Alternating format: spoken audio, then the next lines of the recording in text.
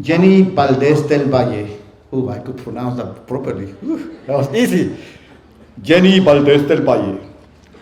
Jenny's passion for learning led her to leave her home country, Mexico, all on her own to pursue higher education in the United States, becoming the first in her family to earn a degree.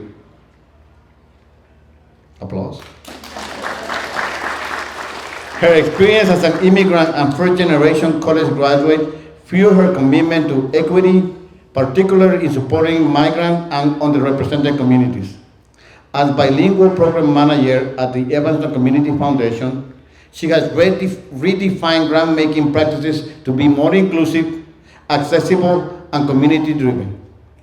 Recognizing the barriers language can pose in funding opportunities, Jenny designed and implemented the first ever bilingual grant cycle, ensuring the application materials, workshops, and consultations were equally accessible in English and Spanish. She is fluent in Spanish, English, and French. I know, right?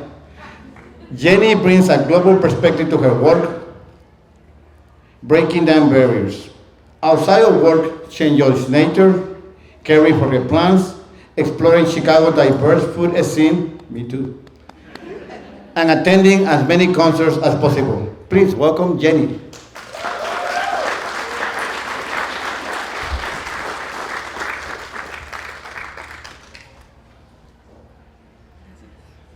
¿Está bien?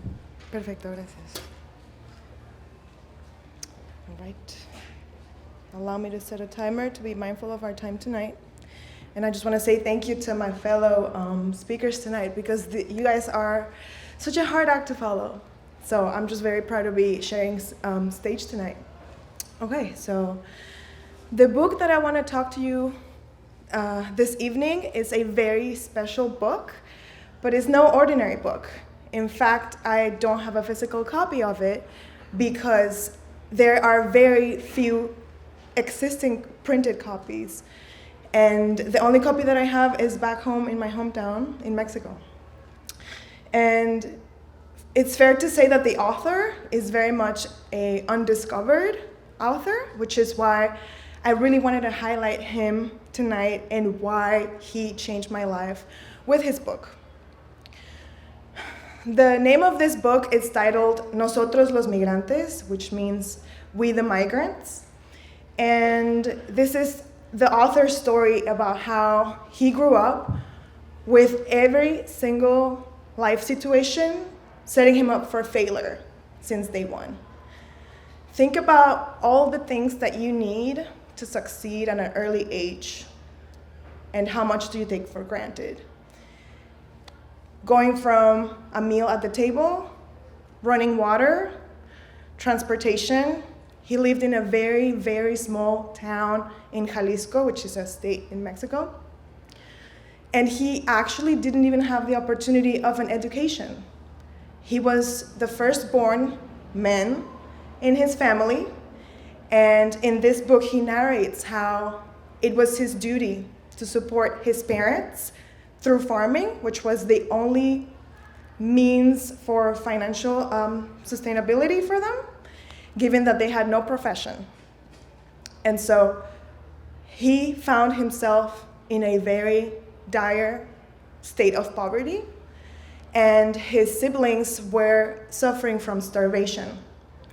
So the author knew from a very early age that if he wanted to succeed in pursuing his dream, that village was not it. It was a town far away from everything, including any possibility and including any means for upward mobility. And let me give you a sneak peek of what his dream was. He wanted to become a historian. I'm not quite sure why, but that was his dream. And in order to be a historian, you also need to know how to read, which he didn't, because he only went to school till 2nd grade. And you also need to know how to write, which he didn't know. So his first goal was finding out where to go. And he had a couple cousins who went to the big city in the north of Mexico, city called Monterrey, and they came back wearing shoes. And he said, that's where I need to go. That's where I can get lucky. He recognizes in the book all the sorrow of leaving his family behind because he knew he may or may not see them again, but he needed to get his siblings out of starvation. And he had also married by the time he had decided to leave the small town. He moved to the big town, big city, Monterrey, being a farmer with no education. So what am I going to do? What's going to be my job now? I only really know how to farm.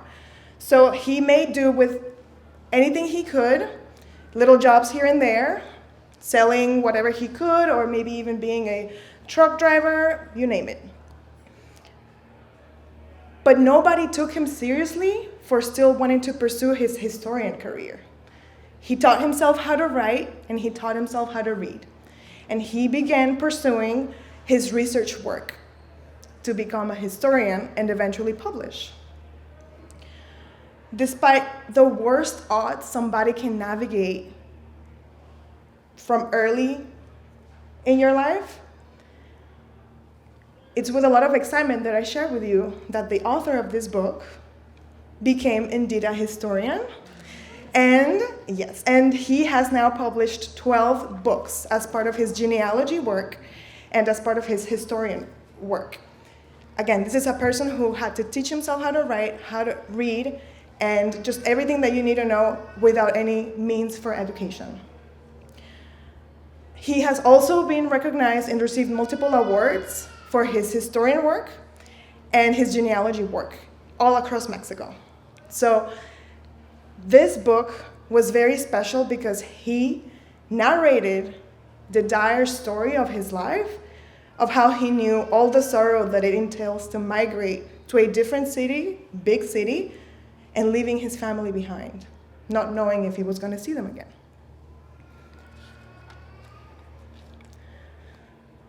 So this author that I share with you today, his name is Esteban Valdés, an admirable man who I have the honor and privilege to call my granddad.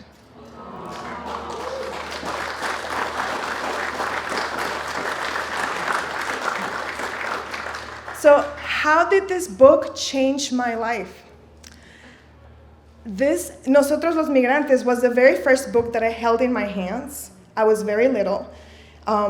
It was the very first book that I held in my hands of his work.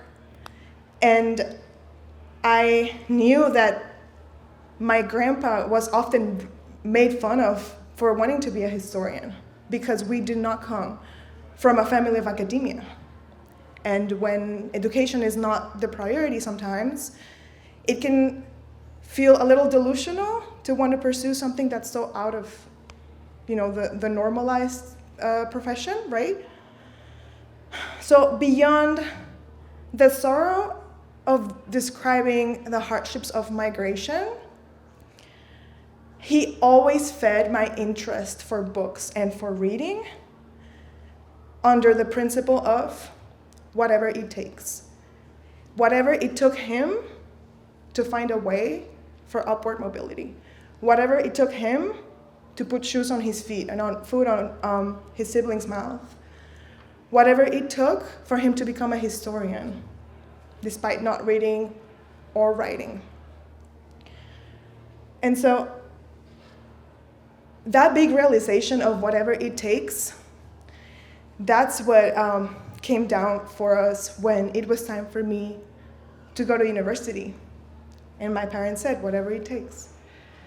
So it took me leaving my home country and leaving everything behind, knowing the sorrow of immigration uncertainty, but knowing that if my grandpa did that sacrifice to become a literate person, I could pursue the dream of being a first-gen university student, graduate.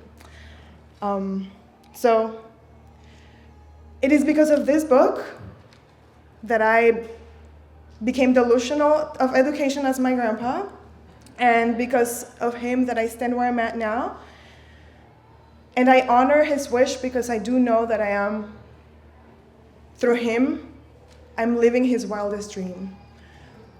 So today, I invite you to think about any neighbor you might have whose family is an immigrant, or who maybe they are an immigrant themselves. And please know they are doing whatever it takes to give their children and their families that voice, that space, that upward mobility, that safety. In the same way that Esteban, my grandpa, did. Particularly in a time where we're being told we should be afraid of even existing, and there's a really big target on our backs. Think about Esteban and think, what does it take for our neighbors to bring what they can for their families? On a lighter note, I'm happy to share with you that this September, Esteban, my grandpa, will be 88 years old. Even though he's not able to type anymore because of Parkinson's disease, he continues to read the newspaper every morning. And to this day, he does not need vision glasses to read any letters. Thank you very much.